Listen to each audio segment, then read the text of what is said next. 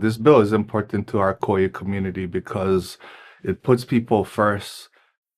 In the heart of Kauai lie our historic plantation camps, cherished communities now facing ever-growing wildfire risks.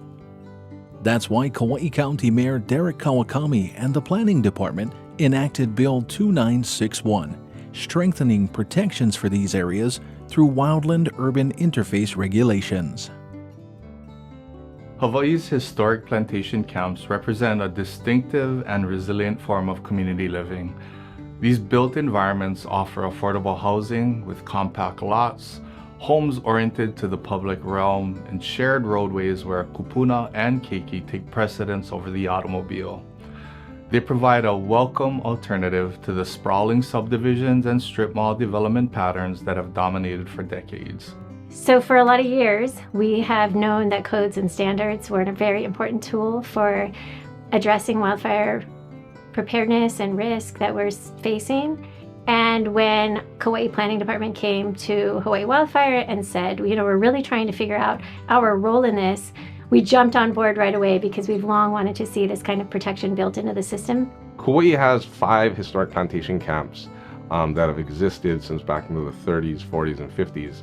We've spent the past year and a half with wildfire experts, our fire department, our emergency management agency, wildfire management organization, to come up and craft a reasonable approach, but one that can mitigate future wildfire impacts on the plantation camps themselves.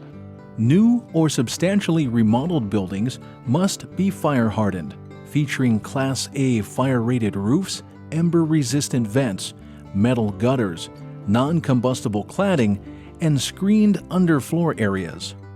The code also mandates a 5-foot non-combustible perimeter around homes, along with regular vegetation maintenance within the 30 to 100-foot defensible space zones.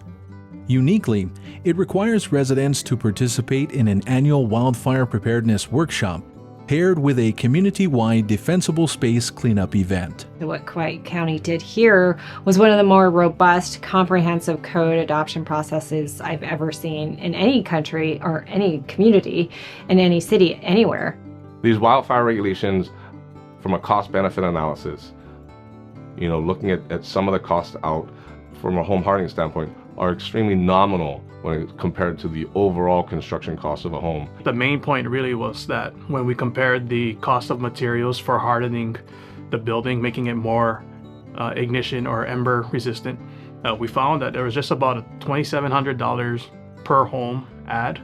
So if you do the math, that ends up with like a 0.7% increase in material costs compared to standard. We have seen firsthand as a community in Hanapepe Kamakani fires, and in the state, the Lahaina fires at Maui.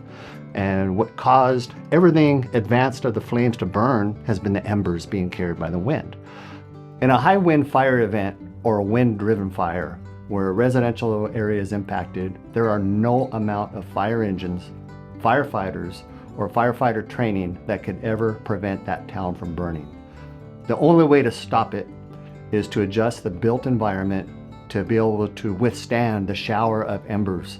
If they are more fire resistant at that built environment, the danger to the public as well as our responders is reduced, and the likelihood of major incidents. We've learned from these instances in Lahaina, the Camp Fire in California, the Marshall Fire in Colorado, that this works. This does save property, it will save lives. Now is the time to start planning better for wildfires, knowing that they're going to come in the future and that communities can be better prepared before the next wildfire becomes a disaster. And it gives us a model to start thinking through how do we address risk and reduce hazards and build safe from the start in other areas that also have high risks. The Planning Department has collaborated with these communities through the use of form-based codes, enabling the reconstruction of camp homes and supporting their thoughtful expansion into adjacent areas. In doing so, we look to our past to help guide a more sustainable and equitable future. At the same time, we must remain mindful of the growing threats posed by a changing climate, rising seas, increased flooding, and more recently, the heightened risk of wildfire.